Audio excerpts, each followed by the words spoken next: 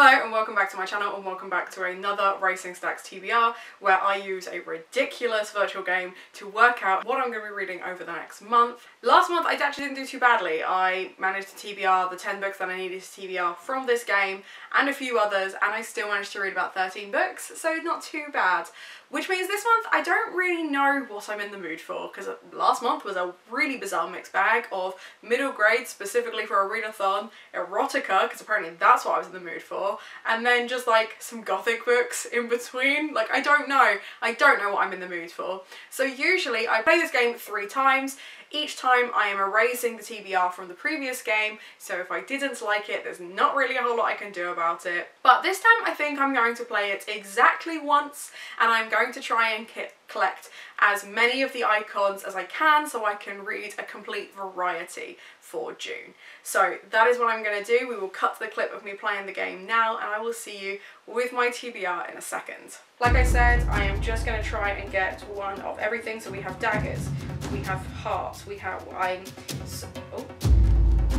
doing really well. Okay, there we go. Oh no, I've got 2 romances. Okay, snake, hearts, that's historical food. I missed that one. That's a dagger, that's a heart. That's new. Oh, and I missed it. Excellent. Candle. Okay, right. Okay, well, I tried to go for every single one. I messed that up. I don't know what happened. At some point my computer just slowed massively and then suddenly there was a whole thing going on. It'll be interesting to see if that comes up in the recording, or if the recording is like, no, everything was fine and it was all in your head. We have a thriller mood read. Love that. Romance with an orange cover. Ooh, that one might be trickier. Literary most recent purchase. Romance readathon prompt. I am only doing 1 readathon in June.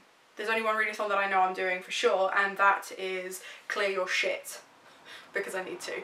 I don't know if I'm doing any other readathons. Okay, right, horror is Pole Pick, that's nice and easy. A classic matches my outfit. Well, I've got snakes on. I've got a Bullet for My Valentine t-shirt on, because of course I do. So a classic with snakes. That's...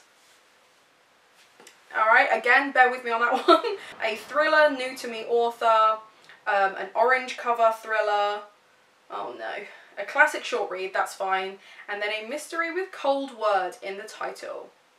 Well, I did say I was going with my first one. I haven't created the eclectic TBR that I was hoping for, but a load of the genres that have come up are genres that I do really enjoy and have been reaching for a lot recently. So I have no one to blame but myself. So I'm going to go and put this TBR together, and then I will catch up with you again in a sec.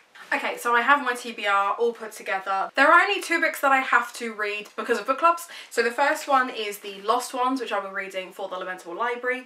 This one is Kelly's pick, so I know nothing about it, and I'm going to leave it at that going into it. Very excited though. And the other one is the Luna Book Club pick, which is a complete surprise for anyone who signs up to it. The theme this time was an LGBT romance, which means I could also use it to tick off the Racing Stacks TBR prompt, romance readathon prompt, because I can also tick this off the Clear Your Shit readathon prompt with food as a key theme, which it is. LGBT, chefs, food. It ticks 100 boxes and I'm pleased. Next is literary most recent purchase. The most recent literary book that I've paid for is People Person by Candice Carty-Williams, and I say that because I have been gifted a whole bunch, but it felt bad. I felt bad even though they were more recent books. This is the one I paid for, so most recent purchase, it's on the list, which is great because it's only been on my TBR like 2 weeks, so I'm keen.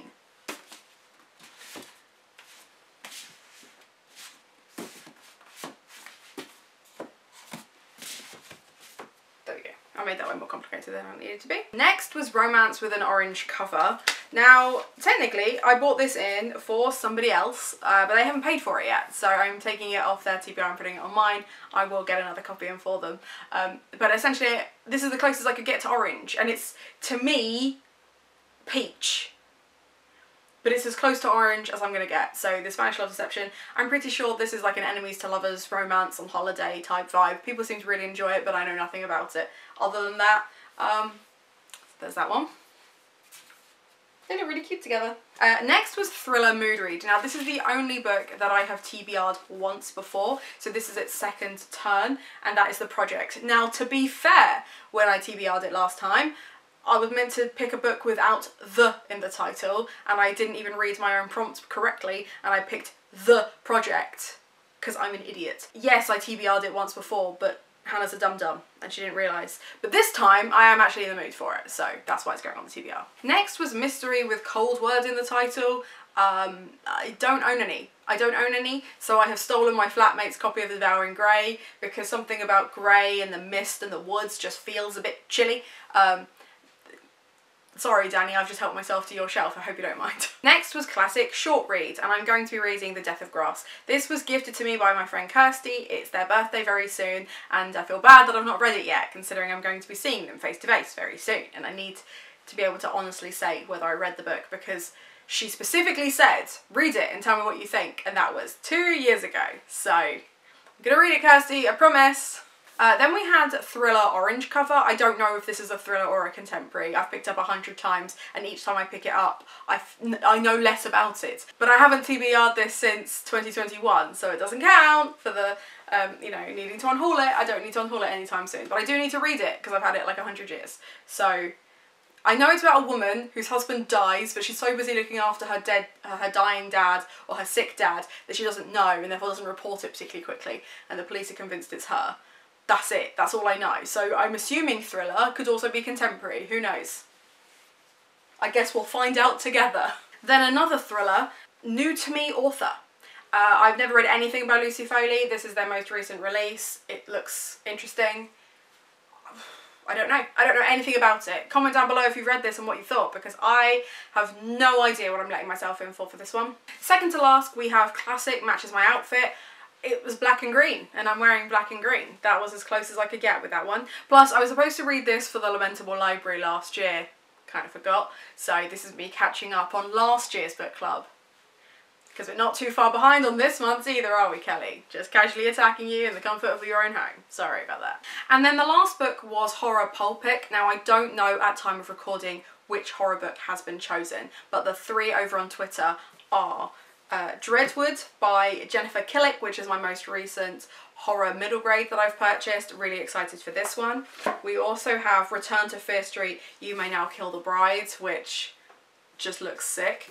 And then we also have Clown in a Cornfield by Adam Cesare, because this is the one that everyone tells me I need to read.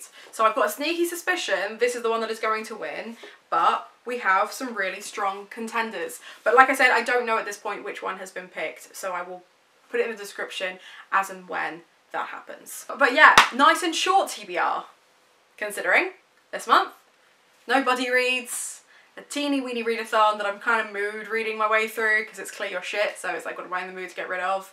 And other than that, no plans. No plans because I know I'm going to have no time. I have like 100 weddings to go to in June and July. Like realistically, I'm going to get maybe 3 books read, but it is what it is. Let me know in the comments down below which book you're most excited to pick up in June. Let me know if I've missed any key readathons that you think I should have got on but didn't. And other than that, have a nice day.